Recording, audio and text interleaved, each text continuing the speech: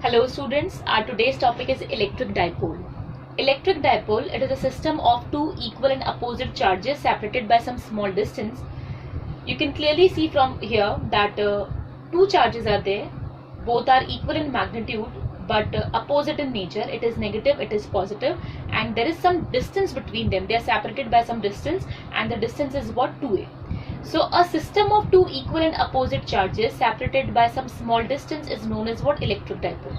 So in this case, instead of calling it an individual positive charge or an individual negative charge, and that there is some gap between these two charges, we use a term that is what? Dipole or electric dipole.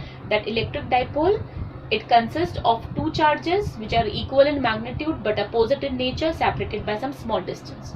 And if we talk about examples of electric dipole is nothing new for us. We have very common examples for electric dipole like HCl, NaCl is common salt, water, etc. If we talk about NaCl, in NaCl we know this thing, this sodium is positive and this chlorine is what? Negative. But the thing is that the center of this positive charge does not coincide with the center of this negative charge. There is some gap between them. So basically this NaCl molecule, what it is? It is an electric dipole. It has a positive charge and negative charge, and there is some gap between them.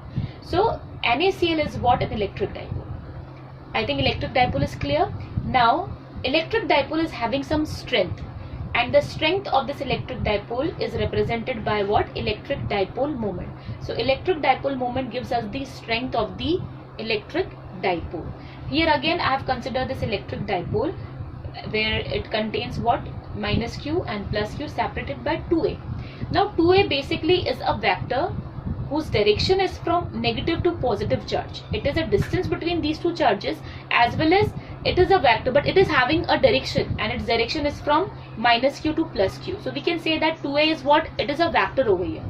Now to define dipole moment, we can say that what is dipole moment? It is the product of either of the charge. They are talking about magnitude, because magnitude of both the charges are same. So we can say that dipole moment is the product of either of the charge and the vector which is drawn from negative to positive charge. In simple language also we can define it that a dipole moment is the product of either of the charge and the distance between them.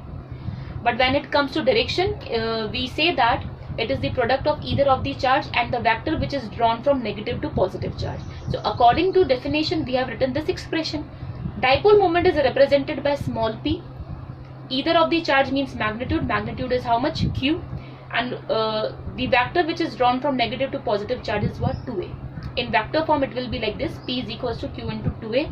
As 2a is a vector which is used in the expression of dipole moment will also be a vector quantity. So please remember that what is the direction of dipole moment? The direction of dipole moment is always from negative to positive charge. So I think this definition of dipole moment is clear. Now if we talk about the SI unit of electric dipole moment, according to this formula, according to this expression, we can easily write Q is a charge, and for charge we use what? Coulomb. 2a is basically a distance, and distance is measured in what? Meters. So according to this formula, what will be the SI unit of dipole moment? It will be Coulomb meter. So that's the SI unit of electric dipole moment, what we have written, Coulomb meter. It is a vector quantity, we have already discussed. Its direction is from negative to positive charge. Next is what? Ideal dipole or point dipole. Now electric dipole we have understood, but what is ideal electric dipole? And this is also known as what?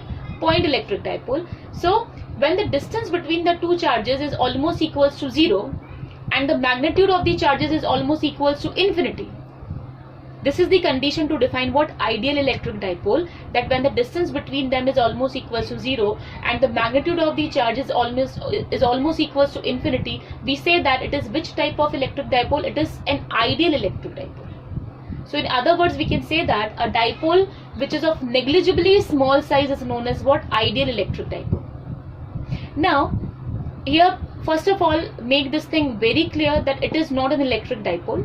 It may look like an electric dipole, but I'm just making myself very clear that it is an individual positive charge, it is an individual negative charge. And what I just want to discuss with you people, that what type of electric field lines you will have for an individual positive charge and for an individual negative charge.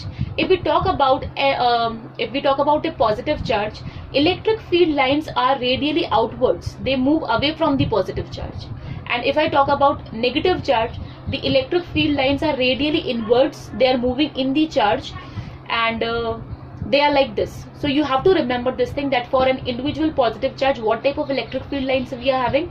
It is radially outward, and for negative charge it will be radially inward. Actually the thing is that here anywhere if I will place a small test charge, a positive small test charge, what will happen? It will move away from this positive charge wherever you will place it. And here wherever around this negative charge, if you will place a positive test charge, in which direction it will move? It will move towards the negative charge. So that's why in accordance with that, we have that electric field lines for positive charge is radially outward, electric field lines for negative charge, they are radially inwards.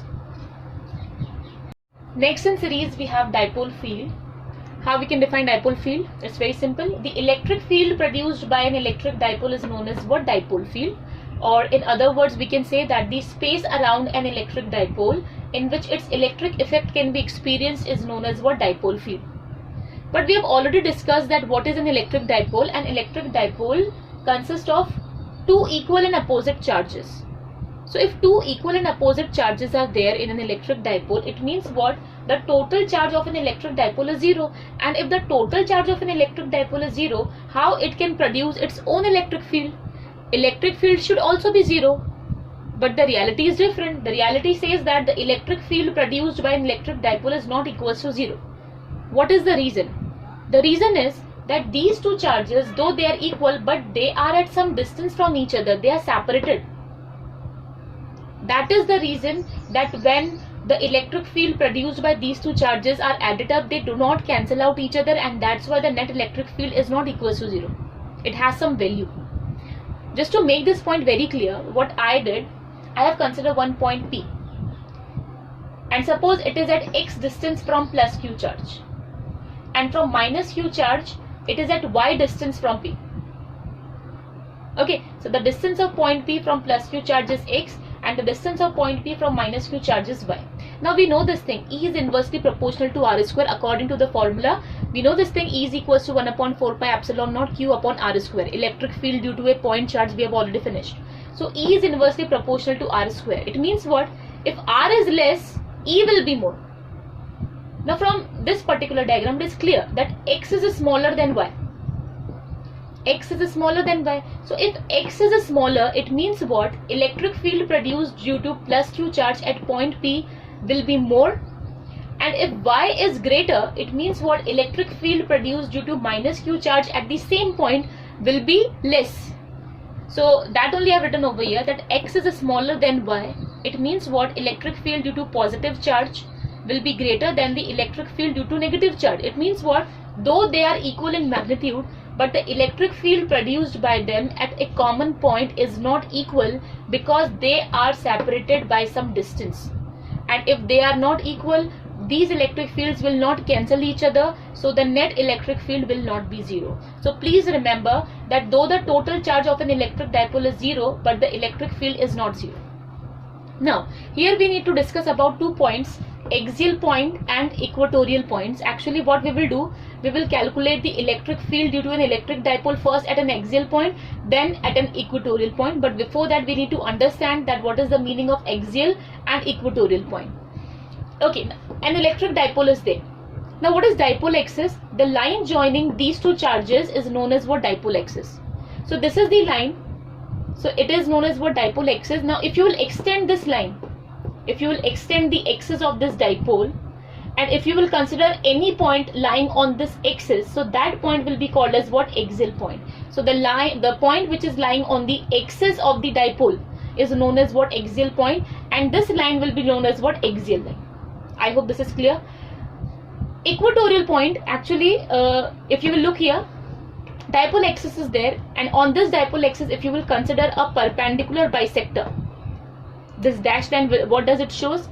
It is a perpendicular bisector, and any point lying on this perpendicular bisector will be called as what? Equatorial point, and this line will be called as what? Equatorial line. So any point which is lying on this equatorial line It could be any point, here, here, here. I have considered here. So this point will be called as what? Equatorial point. So if the point is lying on the axis, it will be called as what? Axial point. If the point is lying on the perpendicular bisector, it will be called as what? Equatorial point.